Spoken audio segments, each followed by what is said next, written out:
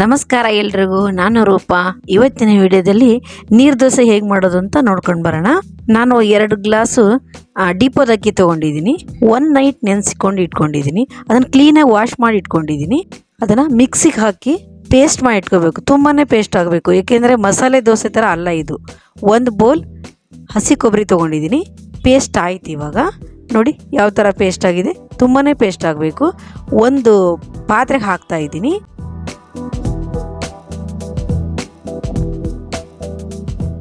ಒಂದು ರುಚಿಗೆ ತಕ್ಕಷ್ಟು ಉಪ್ಪು ಹಾಕ್ತಾ ಇದ್ದೀನಿ. ಇದಕ್ಕೆ 3 ಗ್ಲಾಸ್ ನೀರು ಹಾಕ್ಕೊತಾ ಇದ್ದೀನಿ. ತುಂಬಾ ನೀರಾಗಬೇಕಿದು. ಮಸಾಲೆ ದೋಸೆ ಥರ ಗಟ್ಟಿ ಬೇಡ, ತುಂಬಾ ನೀರಾಗಬೇಕು. ನೋಡಿ ಈ ಥರ.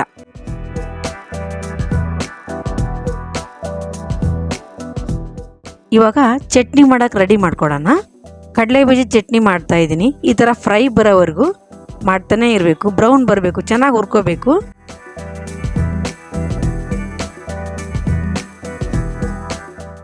ಇವಾಗ ಹಸಿ ಮೆಣಸಿನ್ಕಾಯಿ ಹುರ್ಕೊತಾ ಇದ್ದೀನಿ.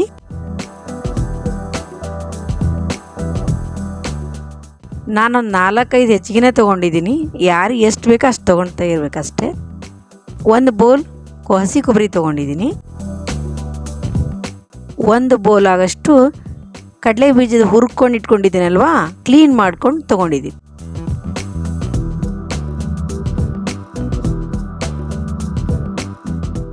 ಹಸಿ ಮೆಣಸಿನ್ಕಾಯಿ ಹುರ್ಕೊಂಡದನ್ನ ಹಾಕ್ತಾ ಇದ್ದೀನಿ.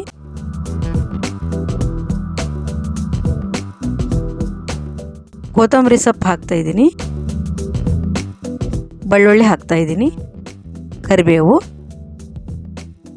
ಹಸಿ ಶುಂಠಿ, ಸ್ವಲ್ಪ ಅರ್ಧಷ್ಟು ಈರುಳ್ಳಿ ತೊಗೊಂಡಿದ್ದೀನಿ. ಸ್ವಲ್ಪ ರುಚಿಗೆ ತಕ್ಕಷ್ಟು ಉಪ್ಪು ಹಾಕಿದ್ದೀನಿ. ಸ್ವಲ್ಪ ಬೆಲ್ಲ ಹಾಕಿದ್ದೀನಿ. ಹುರಿಗಡಲೆ ತೊಗೊಂಡಿದ್ದೀನಿ. ಸ್ವಲ್ಪ ನಿಂಬೆಹಣ್ಣಿನ ರಸ ತೊಗೊಂಡಿದ್ದೀನಿ. ನಾವು ಚಟ್ನಿಗೆ ಒಗ್ಗರಣೆ ಹಾಕೋಣ.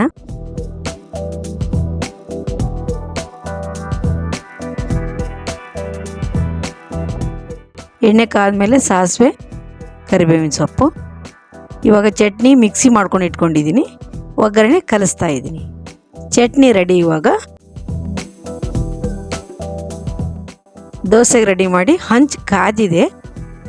ಒಂದೊಂದಾಗಿ ಹಾಕ್ಕೊತ ಬರೋಣ. ಒಂದು ಕೈಲಿ ಹಂಚು ತಿರ್ಗಾಸ್ತರ ಇರಬೇಕು, ಒಂದು ಕೈಲಿ ಹಾಕ್ತಾ ಇರಬೇಕು. ಹಂಚು ಮೀಡಿಯಮ್ ಉರಿ ಬೇಡ, ಸ್ಪೀಡ ಉರಿ ಇರಲಿ.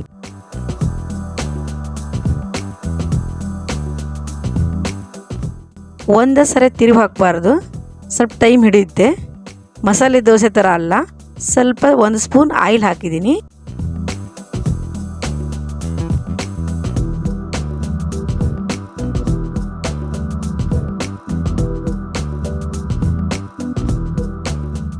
ಮೀಡಿಯಮ್ ಉರಿ ಇಟ್ಕೋಬಾರ್ದು, ಸ್ಪೀಡಾಗಿ ಉರಿ ಇರಲಿ. ಮತ್ತೊಂದು ಸರಿ ಇನ್ನೊಂದು ಮಾಡ್ಕೊಂಡು ಬರೋಣ.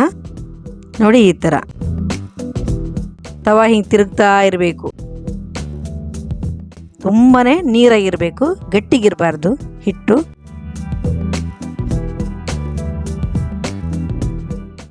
ಆಯಿಲ್ ಹಾಕ್ತಾ ಇದ್ದೀನಿ. ನೋಡಿ ಎಷ್ಟು ಚೆನ್ನಾಗಿ ಬಂದಿದೆ.